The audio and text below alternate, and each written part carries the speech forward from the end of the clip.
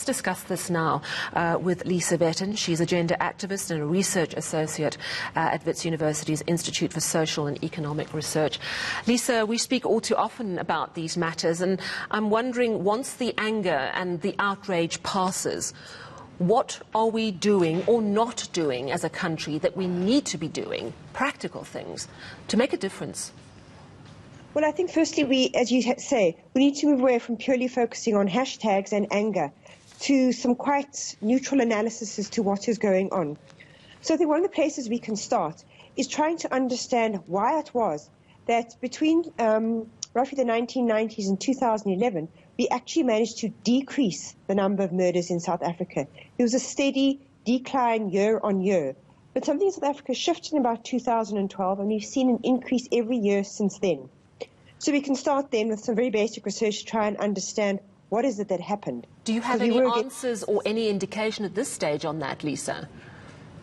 I wonder if it has something to do with the way the economic system in South Africa started shifting, as well as our political system.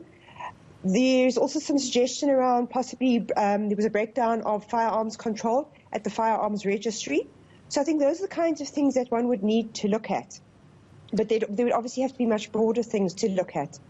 So that would be the one part. That's a research project. But I think some immediate things that we could do straight away is look at protection orders. So we know that about 5% of women who are killed by their partners have protection orders at the time. That's deeply concerning, because those are women who've gone to the criminal justice system and said, I am fearful, assist me.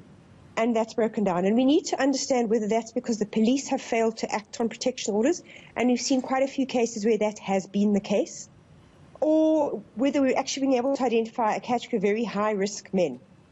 And if we can identify who belongs in that category, it might help us to assist in future who are the women who need extra protection when they approach the courts and when they approach the police. So that's work the courts and the police could do that's very practical to try and protect a high-risk category. But we can also look at a category that I would call saving lives. And this is women who are injured but die because they do not get to good medical care in time. And this is particularly a risk for women who live in rural areas and informal settlements, where it's very hard to get emergency services. So if you look at some good examples from Cape Town, for instance, what they've done to try and correct this is they've trained members of the community around how to do emergency interventions so that you can stabilize someone over that half-hour period or whatever it may take before the ambulance gets there. And this is important in femicides. Some of the cases I've looked at, women have died because they've gone into shock. People around them haven't realized what shock looks like, or the kinds of things you do when somebody goes into shock, because if you don't arrest it, they do die. Stabbings, how do you apply tourniquets? Some women bleed to death. If you can teach people some basics around the application of tourniquets, that might be able to assist. So I think if we tried lots of little interventions, because there is no one big magic bullet, but if we were trying lots of things which all had an incremental and cumulative effect, we would be in a position to make some very practical interventions to start reducing statistics now, while we try and understand what are these bigger social trends that are going on that are driving violence upwards in South Africa. If we look back at the protection orders issue that you raised, why is that failing? Is that because our police are not trained? Because our police don't think domestic violence is important? And how do you begin to actually drill down into the detail of making sure that when a woman has a protection order, it's taken seriously? Well, I think there are a couple of problems. The first is the police at some level have tried quite hard to train their members.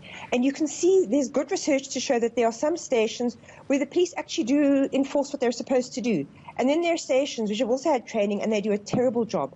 So there's clearly a station culture, and there's a question of station management going on. So we already have the Civilian Secretariat for Police doing audits of stations.